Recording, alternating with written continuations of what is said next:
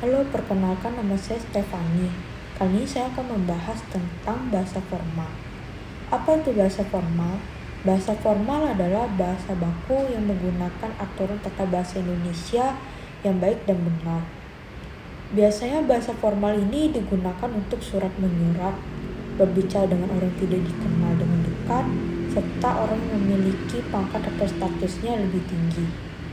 Jenis-jenis dari bahasa formal terbagi menjadi dua, yaitu ragam bahasa lisan dan ragam bahasa tulis. Lalu yang menjadi perbedaan antara ragam bahasa lisan dan ragam bahasa tulis adalah ragam bahasa lisan diperlukan orang kedua untuk berbicara, lebih bergantung pada situasi, kondisi, ruang, dan waktu, memerlukan intonasi dan bahasa tubuh, langsung cepat, seringkali berjalan tanpa adanya alat bantu. Jika terdapat kesalahan dapat langsung diperbaiki, dibantu dengan menggunakan gerakan tubuh, mimik wajah, dan intonasi. Sedangkan ragam bahasa tulis tidak memerlukan orang kedua, tidak bergantung kepada situasi, kondisi, ruang, dan waktu, lebih memperhatikan unsur gramatikal, cenderung lambat, selalu menggunakan alat bantu, tidak dapat langsung memperbaiki kesalahan, namun dapat dibantu dengan tanda baca. Contoh bahasa formal secara lisan adalah acara pidato, sedangkan contoh bahasa formal secara tulis adalah karya tulis dan makalah. Ciri-ciri dari bahasa formal adalah digunakan dalam situasi yang resmi atau formal, nadanya cenderung datar dan menggunakan kalimat yang lengkap. Saat ini saya akan menjelaskan penerapan bahasa Indonesia yang formal dan juga penerapan bahasa Indonesia yang tidak formal. Yang pertama adalah penerapan bahasa Indonesia yang formal.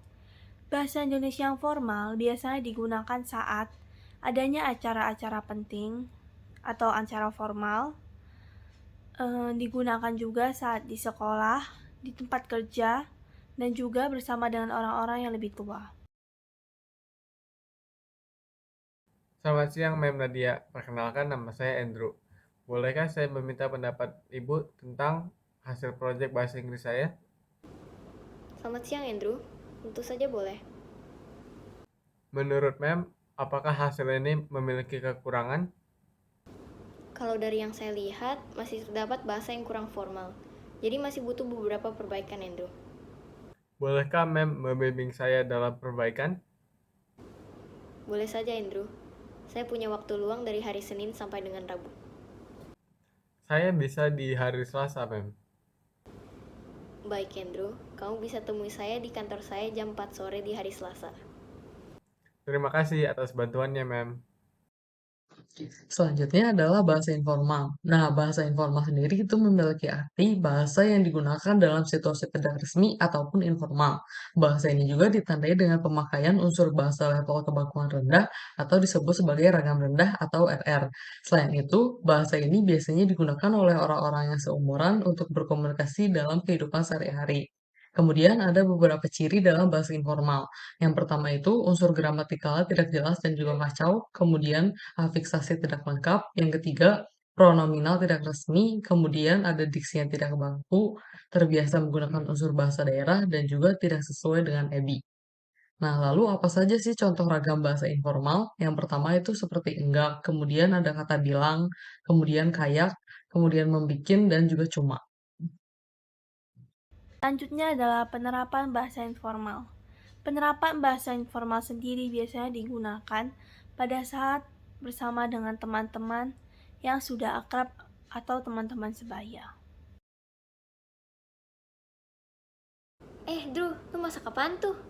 Gua lagi masak gurame telur asin, Nat. Cara bikinnya gimana sih? Gampang nggak? Gampang, Nat. Kita bikin sausnya ya kan? Terus kita goreng guramenya. Udah deh. Bahannya pakai apa aja? Paling telur asin, air sama garam. Kayak gimana rasanya? Enak nggak? Enak dong. Bagi resepnya dong, gue mau coba buat juga ah. Gampang, Nat. Nanti gue WA ke lu aja. Ada tips-tipsnya nggak nih buat masaknya? Yang paling penting, jangan lupa bagi gue kalau udah jadi.